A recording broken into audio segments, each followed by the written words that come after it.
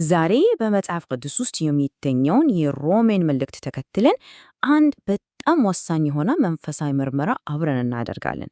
እስኪ እናስበው፣ ልክ እንደ ጤና ምርመራ ማለት ነው፣ ግን ለመንፈሳችን። ይህ ጉዞ ስለ መንፈሳዊ ጤንነታችን በጣም ጥልቅ የሆነ ግንዛቤ ይሰጠናል ብዬ አስባለሁ። እንግዲህ እስኪ በአንድ ትልቅ ጥያቄ እንጀምር። ምንድን ነው እሱ? ሁላችንንም ያለምንም ልዩነት የሚያጣቃ አንድ አይነት በሽታ ይኖር ይሆን? ይሄ ጥያቄ እውነት ለመናገር የሮሜ መልእክት ዋና ጭብጥ ነው።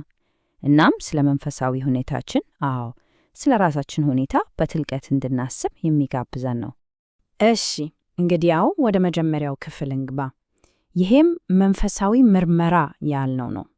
በዚህ ክፍል ውስጥ የሮሜ መልእክት እንዴት ልክ እንደ ዶክተር መመርመሪያ መሳሪያ ለመንፈሳዊ ጤናችን እንደሚጠቅም እናያለን።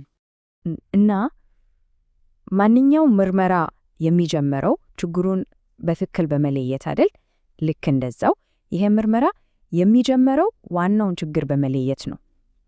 ይሄ ችግር ደግሞ ሁሉንም የሰው ዘር የሚመለከት ሁሉን አቀፍ የሆነ ሁኔታ ነው። ይሄውም ኃጢአት ነው።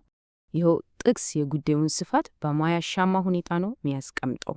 ሁሉ ኃጢአትን ሰርቷል ሲል ማንም የተለየ የለም እያለ ነው። ማንም። እቺ ሁሉ የምትለው ቃል እያንዳንዱን ሰው ያለምንም ልዩነት ነው የምታካትተው። አስቡት እስኪ። እሺ፣ ኃጢአት ስንል ግን ምን ማለታችን ነው? እዚህ ላይ የቃሉ ፍቺ ከተለመደው አስተሳሰባችን ትንሽ ይለያያል። መጥፎ ነገር ማድረግ ብቻ አይደለም። ዋናው ነጥቡ የእግዚአብሔርን ክብር መጉደል ነው። ልክ እንደዚህ አስቡት። አንድ ጎበዝ ቀሰኛ ኢላማውን ሲስት ማለት ነው። ፍላጫው ጥሩ ሊሆን ይችላል፣ ቀስቱም እንደዛው። ግን ኢላማውን ካልመታ ዓላማውን ሰቷል ማለት ነው። ኃጢአትም እንደዛው ነው፣ የእግዚአብሔርን ፍጹምነት መስፈርት መሳት።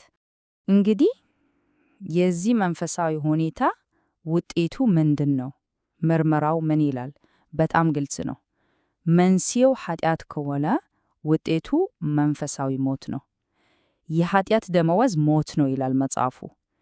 ይሄ ሞት ደግሞ ዝም ብሎ አካላዊ ሞት አይደለም።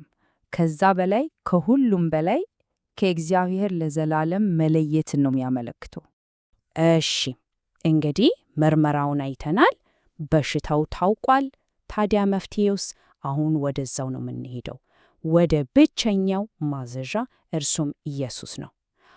ችግሩ ከታወቀ በኋላ ቀጣዩ እርምጃ ለዚህ ለተለየ በሽታ የታዘዘውን ብቸኛ መፍትሄ መመልከት ነው።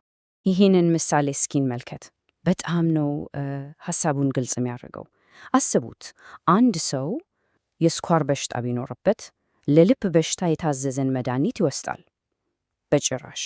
ምክንያቱም ለተለየ በሽታ የተለየ መድኃኒት ነው የሚያስፈልገው። ልክ እንደዛው ለመንፈሳዊ የኃጢአት በሽታም አንድ የተለየ እና ብቸኛ መፍትሄ ነው ያለው፣ ያም ኢየሱስ ክርስቶስ ነው። እግዚአብሔር ይመስገን። ያው ቅድም ያየነው ቁጥር በከፍተኛ ተስፋ ነው የሚጠናቀቀው። መጀመሪያ ላይ የኃጢአት ደመወዝ ሞት ነው ብሎን ነበር አይደል? ግን ይቀጥልና የእግዚአብሔር የጸጋ ስጦታ ግን ይላል። ዋው!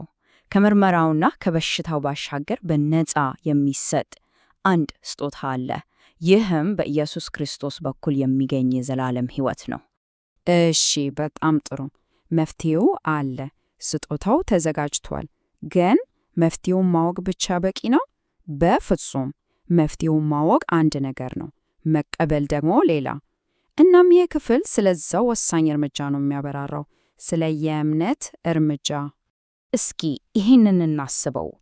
ምንም ያህል ውጤታማ የሆነ በዓለም ላይ ምርጡ የሚባል መድኃኒት ቢኖርም በሽተኛው አልወስድም ብሎ እምቢ ቢል ምን ዋጋ አለው? ምንም ጥቅም የለውም። ልክ እንደዛው የቀረበው መንፈሳዊ ፈውስም የግል የሆነ መቀበልን፣ የግል ውሳኔን ይጠየቃል። ታዲያ ያ ወሳኝ እርምጃ ምንድን ነው? እንዴት ነው ይህንን ፈውስ መቀበል የሚቻለው? መጽሐፉ በጣም ግልጽ የሆኑ ሁለት ነገሮችን ያስቀምጣል። የመጀመሪያው ነገር በልብ ውስጥ የሚፈጠር ነገር ነው፣ ውስጣዊ እምነት። እግዚአብሔር ኢየሱስን ከሙታን እንዳስነሳው ከልብ ማመን። ሁለተኛው ደግሞ ያንን በልብ ያመኑትን ነገር በአፍ መመስከር፣ ኢየሱስ ጌታ እንደሆነ በግልጽ መናገር ነው። እነዚህ ሁለቱ ነገሮች እጅና ጓንት ናቸው፣ አይለያዩም።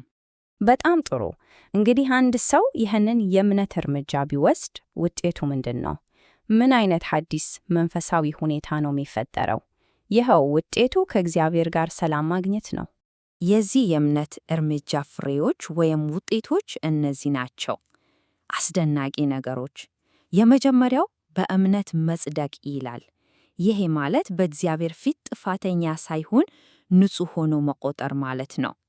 ከዛ ደግሞ በኢየሱስ በኩል ከእግዚአብሔር ጋር ሰላም ይገኛል። ያ በፊት የነበረው መለያየት አብቅቷል ማለት ነው። በመጨረሻም ወደ ጸጋው በእምነት መግባት። ይሄ ሁሉ የሚያሳየው ከእግዚአብሔር ጋር የነበረው ግንኙነት እንደገና መታደሱን ነው። እናም ይህ ሁሉ ትንታኔ፣ ይህ ሁሉ ጉዞ ወደ አንድ በጣም ወሳኝና ግላዊ ጥያቄ ነው የሚያመራን። ይኸውም ይህ የቀረበው መንፈሳዊ ፈውስ በአንድ ሰው ሕይወት ውስጥ ቦታ አግኝቷል ባይ። ይህ የእያንዳንዱ ሰው ቆም ብሎ ራሱን ሊጠይቅ እና ሊያሰላስልበት የሚገባ ትልቅ ጥያቄ ነው።